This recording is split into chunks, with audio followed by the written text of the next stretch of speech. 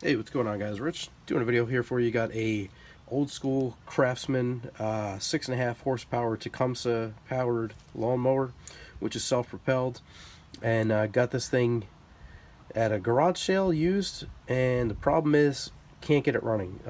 Can't get it to stay running. I put a new carburetor on, put a new spark plug, cleaned out the fuel tank, put brand new gas in there, did an oil change on it, and it won't stay running. It'll run for about 5 minutes and then keep cutting out and putting out. So last thing we could do, I'm going to change out the starter, the ignition coil, and got a brand new one here. Was able to find an original Tecumseh part, which is kind of hard to do because they haven't made Tecumseh for a while. But anyway, this has an electric start, so you got to take this piece off right here and just have your trusty business card. That's really all you need. So get started. Basically, the only things you want to do is just take this piece off here.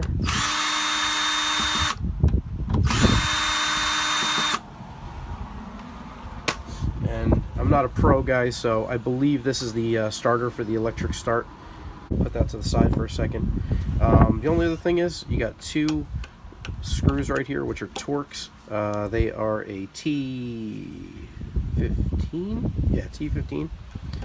And this is basically all you got to do. See how clean it was underneath? Over the years, it just got all rusted. I wish they would make these things out of parts that wouldn't rust. You know, cost and everything else. So makes it fun for us to tinker with it when these things break. Alright, so what I'm going to do is, these are pretty clean. I'm actually going to put some Loctite on these, just so this thing doesn't move around. So here's the old one. It's magnetized. It's hitting this magnet here, so I'm just going to pop this off. Okay, this is the ground. This is what shuts it off, I believe. When you let go of the lever, it just grounds it out. So let me grab some Loctite, and then I'm going to put the new one on. Alright guys, so I got my 243 Loctite. You could also use like 242. This is nice in case there's any kind of oil or anything on the threads, but a couple drops. I already shook it up before because I was just using it, so it's already shaken, in case you're wondering. And at this point, all we got to do is hook up the ground, just right here. This goes on the bottom.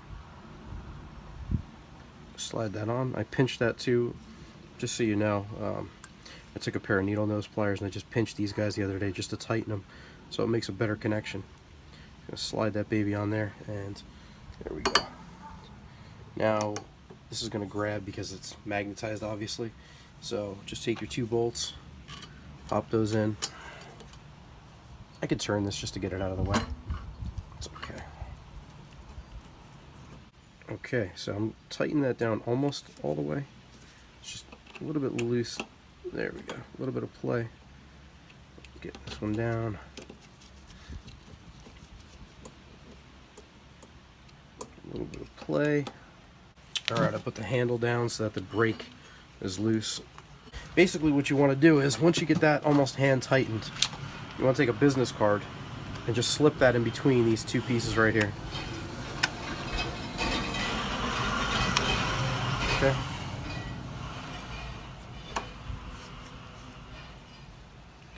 So we got that down. Tighten that a little bit.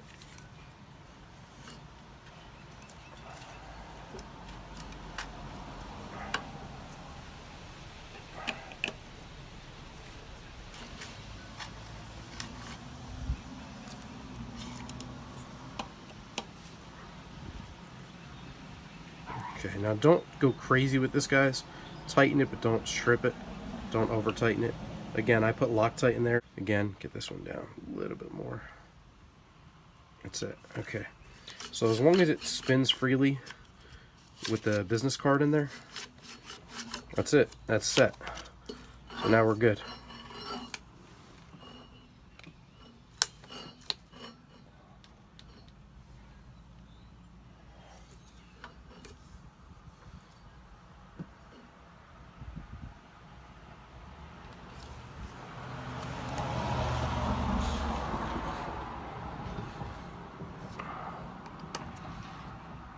Alright, so once that's done, if you do have this, what you want to do is just take this wire, make sure it's not pinched, put your electric starter coil back on, and just get that on there.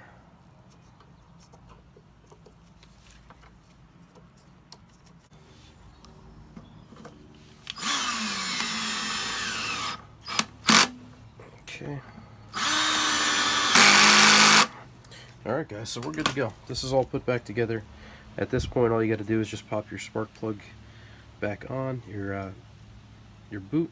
You should be good to go. Alright guys, that's how you install a starter coil. Thanks again for watching.